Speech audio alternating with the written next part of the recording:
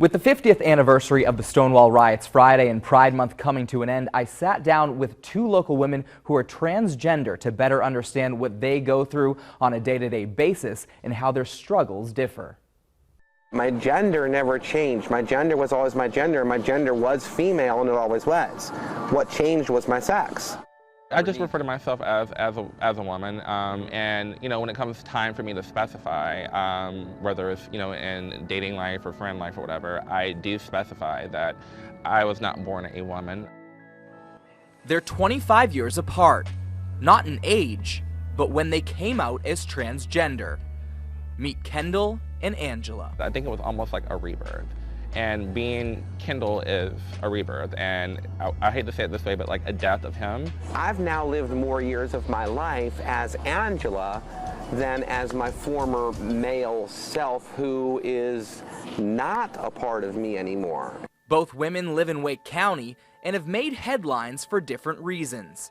Angela says she was the first openly transgender person to be elected as a precinct chair in the county's history, and the first Wake County transgender person elected to the Democratic Party State Executive Committee. And when HB2 passed, I had all my friends back from Pennsylvania calling me up asking me when I was going to come home. I've lived in 7 different states in my life, and I can tell you that there are bigots and there are hateful people in every last one of them. I said, but you know what? There's also a heck of a lot of good people in all of those states too, and you know what? A lot of them are right here in North Carolina. While Angela has chosen political advocacy, Kendall didn't get to choose what happened to her. You were assaulted in a bathroom. Mm-hmm. What happened and what's happened since then for you?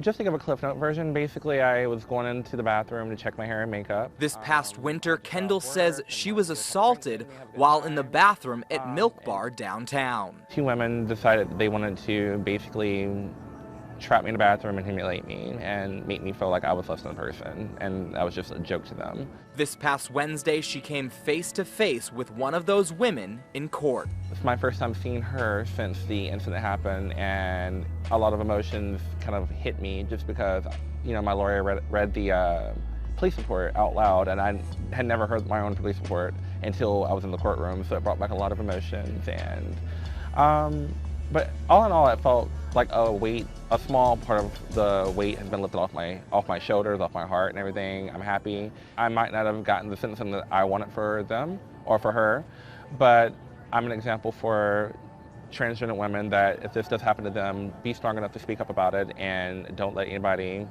stop you or deter you from doing that. 50 years from Stonewall today. I'm grateful for the people that showed us the way. They gave us the ability to fight, a voice, to stand up for ourselves. Like nowadays, you see like teenagers that are able to transition, and there's a part of me that's jealous of that wish I could have done that. And I say, there's times where I sure wish I were the beneficiary instead of the trailblazer. But then I realized that I am the beneficiary of it because I'm blazing the trails that I'm blazing because I walked on the trails that were blazed before me. She has 18 years on me as in age and 25 years as well as transitioning. And then I have a different perspective as well as a newly transitioned person in, I guess, the modern day. What do you think is the same for both of you, and what do you think is different between those 25 years? Well, one thing I'll say that's the same is that we do still tend to occupy the lower end of the socioeconomic strata. As far as a society, I feel like Raleigh is getting there. Using my experience with Milk Bar, I had no idea I had so much support from not just from the LGBT community, which I really find empowering, but even the straight community. Angela, what kind of advice would you give someone like Kendall? I would just say definitely, have confidence, do yourself, and don't let nobody tell you, don't let nobody tell you who you are. You tell them who you are. That's what I would say to you. And one thing they both agreed on was their love for Halloween. Kendall says she came out on Halloween because she finally felt comfortable to dress as a woman. Angela says Halloween is her rebirth day, which is the day she had her surgery 17 years ago this year. In the studio, Breslin, Spectrum News.